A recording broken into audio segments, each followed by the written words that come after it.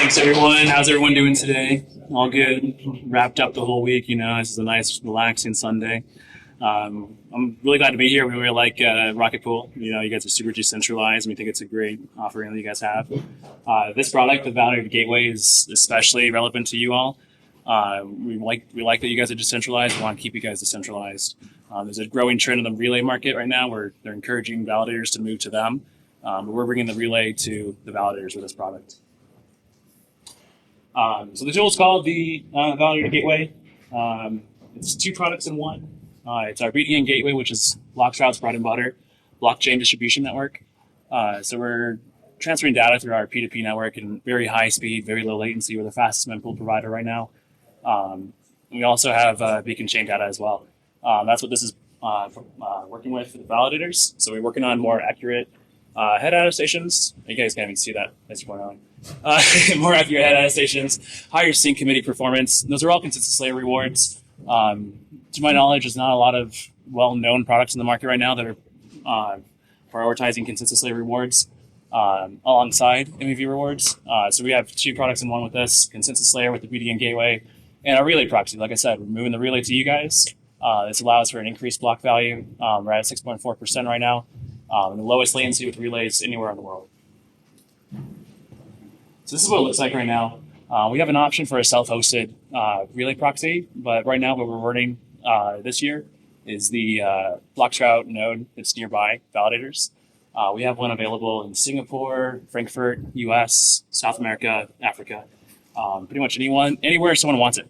It's very easy for us to spin up a new one, get it right next to a validator to minimize the latency. As you guys can see, the max profit relay is super far away from MEV Boost, where the relay proxy is a lot closer. Some of the functionality here is we're streaming bids from the relay proxy, or from the max profit relay to the relay proxy. So the relay proxy is effectively acting as its own relay, and it's easy to integrate with the validator client. All you do is add it as an extra relay to MEV Boost or Vouch. You connect it to a local relay next to you. So every time I've presented this to any validator, they only care about the data. No one cares about the product, the marketing, anything like that. People only care about the data. So we've been live since January 1st. We have more than 22,000 validators on there. More than 5,000 blocks have been delivered to the relay proxy. There's a 6.4 average increase in block value over the next competitive relay, which is generally ultrasound.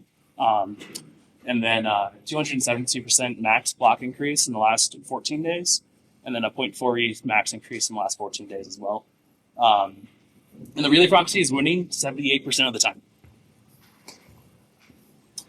So everyone understands MEV block value. It's super easy to understand. 6.4% equates to more money when you're proposing a block, which doesn't happen very often. So that's why we're also working on the consensus layer rewards.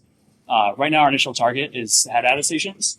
I actually put these together out of order. So I wanted to talk through some head attestations right here. If anyone's ever queried their validator's duty performance, this is what you would see when you're looking for attestations. There's three different things. Well, there's four. There's an activity. If you're inactive, you can get slashed for that. But there's also head, target, source. You can see a clear example of two validators for the same epoch. One got 0 value for their head attestation. One got their full reward. And so this is the data that we had from some of the validators that were connected to our relay. We looked at 1,000 validators. We looked at the 1,000 epochs before they connected to the BDN with an average of 32.30 value head attestations. Then 1,000 epochs afterwards, that average went down to 23.1. So it's about a 30% improvement on head attestations. So for those 1,000 validators, that actually equates to 3.2 ETH per year, which those numbers add up depending on the scale of validators. So we already talked about this as the lowest global latency. We're moving the relay to you guys. We're not asking you guys to relocate with anyone. We actually had a large validator provider who operates out of APAC. Their stakeholders asked them to move to the US or EU, and they're actually staying in APAC because of this solution. Which I know Rocket Pool is very, very focused on APAC, right? So yeah, we have streamlined relay operations. Bids are streamed directly to the relay proxy, cutting the round trip time in half for fetching a bid, so like a get header request. Payloads are also streamed to the relay proxy following get header. So after we know that we've provided a header to the validator, we have that payload locked and loaded, ready to be published. So we're having that even faster publishing time. And the other thing that we offer with this is we offer optimized delays. And everyone knows the hot topic right now is timing games. It's the new four-letter word. But we want to talk more about what timing games are. So everyone knows timing games. People are saying they're bad. People used to say the MVP relays are bad because we're working with front runners, working with sandwich attacks, But now 99 or 95% of the blocks go through an MVP relay. No one even cares anymore. I think timing games are the new thing to be upset about. That's my personal take. We can talk more about that afterwards if you want to.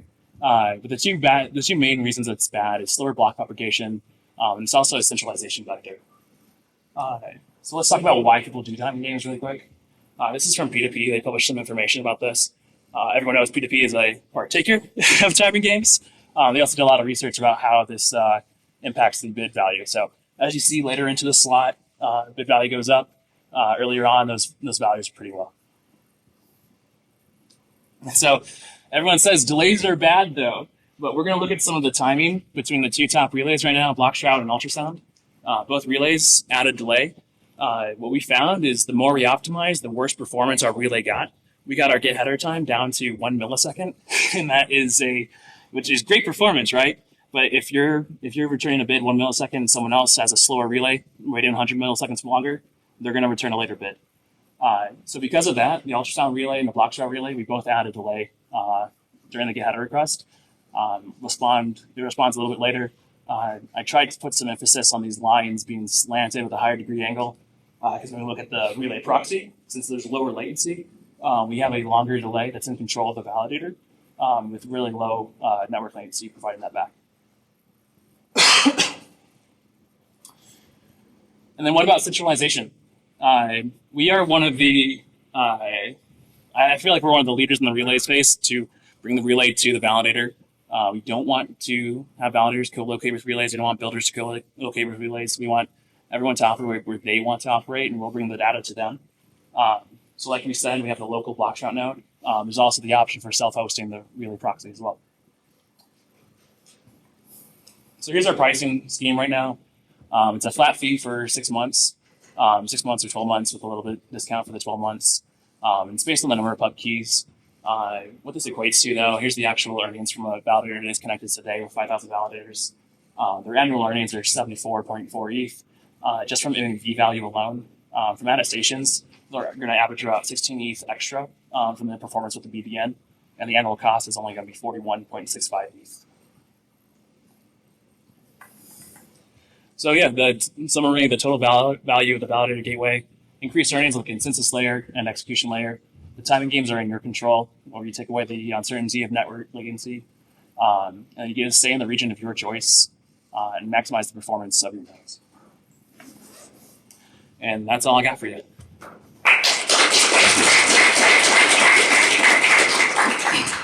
If there are any questions, please put your hands up. I'll start with Patches since it's spoken. Hi. I started this talk the other day. I really love it, but I have one question specifically about Rocket Pool. Because of the sort of shared bonds, the profitability of having better return per pub keys is quite a bit lower. So is there room for a discount in bloXroute for the rest of the operators? Yeah, we've been working with liquid staking providers or people that have similar billing models or revenue sharing models as Rocket Pool does with smoothing pools. We're working on a discounted solution on like as high level as we can, so the node operators don't have to eat the cost. More so, we can have a business relationship with the provider. Okay, we've got a question over here from Justin. Hi, so are there any additional trust assumptions for using the gateway versus just using the traditional bloXroute relay?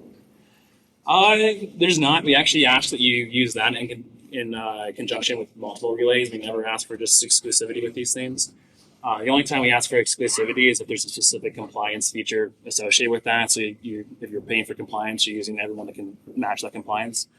In terms of trust, we do offer a trusted solution to validators. So similar to how optimistic relaying works, where you're trusting builders, we trust validators not to unwind bundles, and we publish blocks to those validators faster. So those equivocation checks and all of the signature checks that happen with those, we bypass those and give it back to the validator immediately. And we've got one last question before we go to the break. Just a quick question. I wasn't able to do the math real fast.